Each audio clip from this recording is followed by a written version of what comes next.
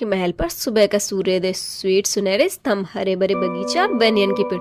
कपिलवस्तु के राज्य में एक राजकुमार था, सिद्धार्थ गौतम। उसके लिए ताज और राजगद्दी तय थी, पर उसके दिल में एक ऐसा सवाल था जो राजमहल की दीवारें भी दबा ना पाई। शाही महल के अंदर रेशमी पर्दे, सुनहरी मूर्तियां यशोधरा पालने में छोटे राहुल को प्यार से देख रही हैं। राजा शुद्धोधन गर्व से मुस्कुराते हैं, बेटा तुम्हारा भविष्य राजगद्दी है, तुम एक ऐसा राजा बनोगे जो देवताओं के बराबर होगा।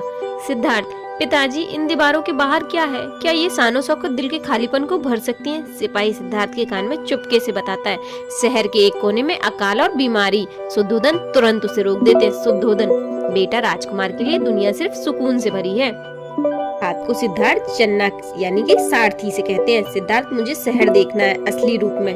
वहाँ वो शहर देखने के लिए निकल पड़ते हैं। एक बूढ़ा व्यक्ति लकड़ी के सहारे चल रहा है। सिद्धार्थ हैरान, क्या मैं भी ऐसा होऊंगा? चन्ना, हाँ प्रभु, बुढ़ापा किसी को नहीं छोड़ता। सड़क के किनारे एक रोगी खांसता हुआ पड़ा है। सिद्धार्थ झुककर देखता, राजकुमार में पहली बार दुख को करीब से देखा, कहानियों में नहीं बल्कि हकीकत में। मृत्यु शव यात्रा गुजरती है, लोग रो रहे हैं। सिद्धार्थ की आंख भर आती है।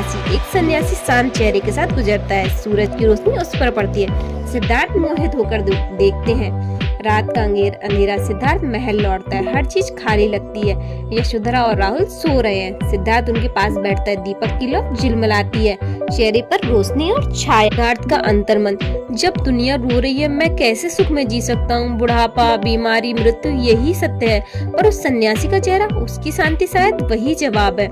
आधी रात महल में सन्नाटा। सिद्धार्थ द्वार पर खड़ा है, दिल भारी पर इरादा मजबूत। आखिर नजर यशोधरा और राहुल पर। सिद्धार्थ अपने घोड़े का कटका पर सवार होते हैं। चन्ना साथ है, तारों भरा आसमान, जंगल की ओर सफर।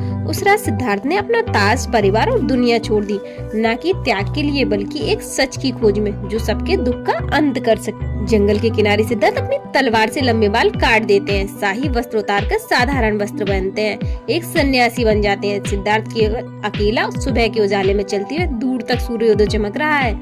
ये था सिद्धार्थ गौतम का पहला कदम, न दुनिया से भागकर बल्कि उसके दुख को समझकर मोक्ष की मार्ग की खोज में। यही वह क्षण था जिसने राजकुमार सिद्धार्थ को महान बुद्ध बनने की ओर अग्रसर किया था दोस्तों।